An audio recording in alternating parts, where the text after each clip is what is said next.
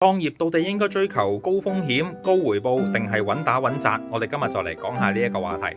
其實咧，創業之前，除咗話創業方向啊、創業計劃之外啊，你都需要咧對於創業嘅經濟回報咧有一個目標嘅設定嘅。但因為咧一個創業者如果佢一年想透過佢嘅在職創業賺10萬，同一個創業者想賺50萬，另外一個創業者想賺100萬，大家需要付出嘅係完全唔同嘅。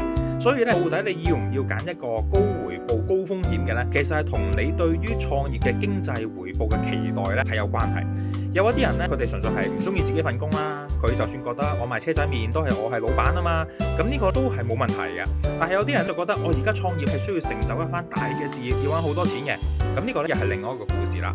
所以到底你應該揀點樣嘅一個創業模式呢？其實唔單止係商業嘅問題，呢個係你個人嘅人生目標追求嘅問題。你到底要揾幾多錢，同埋你要喺呢個世界上面咧做一件幾大嘅事。